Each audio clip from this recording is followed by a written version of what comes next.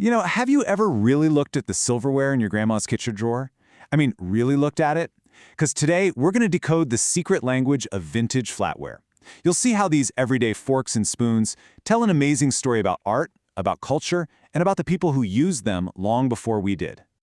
So, picture this. You're in a basement. It's a bit musty, filled with all those boxes of stuff that get forgotten over time.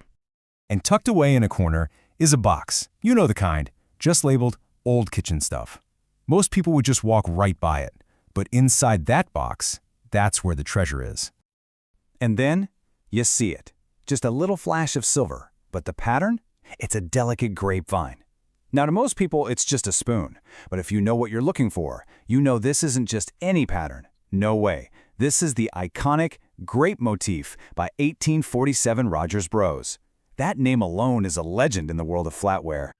And that discovery really gets to the heart of what we're talking about today.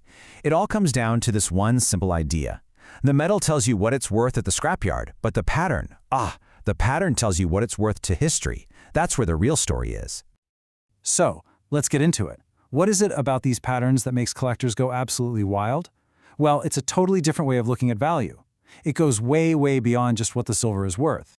Think about it like this. There are two price tags on every piece of vintage flatware. First, you've got the melt value. That's just the raw price of the silver in it. But then you have the collector value. And that's based on stuff like how rare the pattern is, how popular it is, and its place in design history. And for the really special pieces, the collector value can absolutely crush the melt value.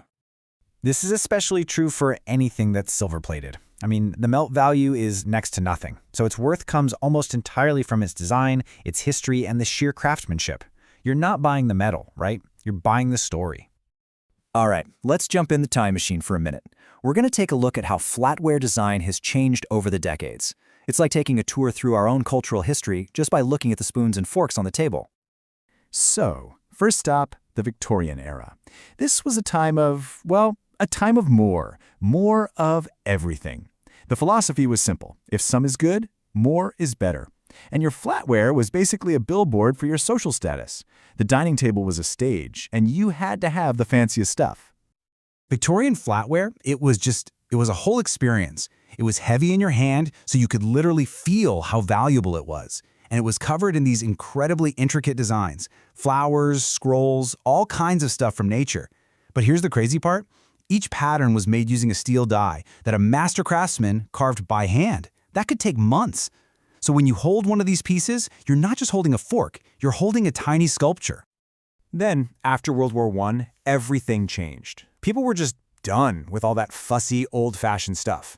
The ornate Victorian style gave way to the clean lines and geometric shapes of Art Deco. Suddenly, it wasn't about showing off your wealth anymore, it was about appreciating beautiful, functional design. And Art Deco wasn't just a look, it was a whole new way of thinking. It was all about embracing the modern world. So the flatware was designed to be beautiful, sure, but also super practical. It was sleek, easy to clean, and just perfect for the faster pace of life. And what's incredible is, you could put an Art Deco fork on your table tonight, 100 years later, and it would look totally fresh and modern. Okay, now fast forward to after World War II. There was this huge wave of optimism and looking to the future. And you can see it in the design of everything, from cars to houses to, you guessed it, flatware. They called it the atomic shift, and designers were just buzzing with excitement about what was coming next.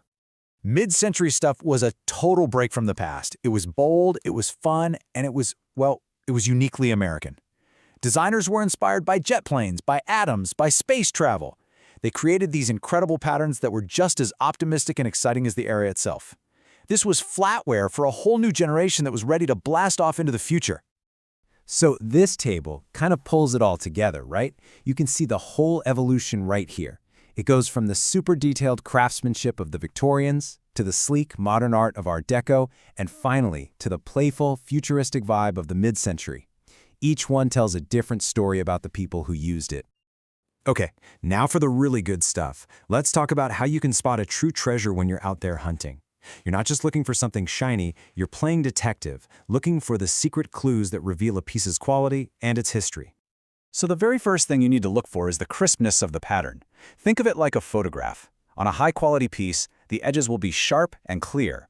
If the little details look blurry or kind of mushy, that's a bad sign. It means the die they used to stamp it was old and worn out, or it's just a cheap copy. So remember, sharp details equal good quality.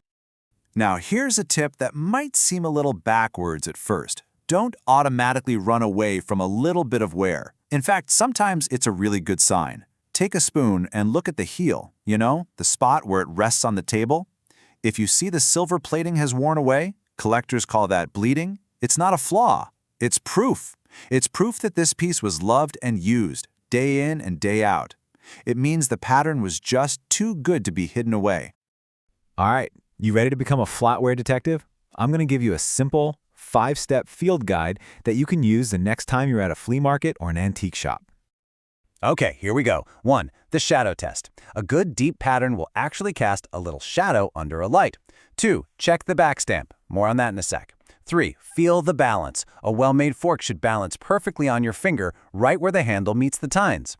4. Identify the style. Is it that ornate Victorian, sleek Art Deco, or funky mid-century? And 5. The super easy magnet test. Real silver isn't magnetic. If a magnet sticks, it's not the real deal. That back stamp we mentioned? It's basically the piece's birth certificate. It's the maker's mark, and it can tell you who made it, when they made it, and sometimes even the name of the pattern. You'll want to look for marks like IS for International Silver, Community for Oneida, or 1847 Rogers Bros.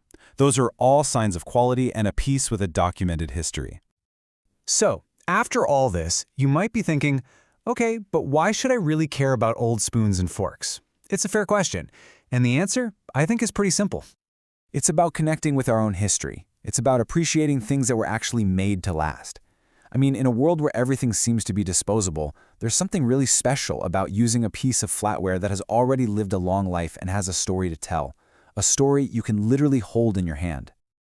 So the next time you're setting the table, just for a second, really look at the forks and spoons you're using. Are they just tools? Or are they maybe something more?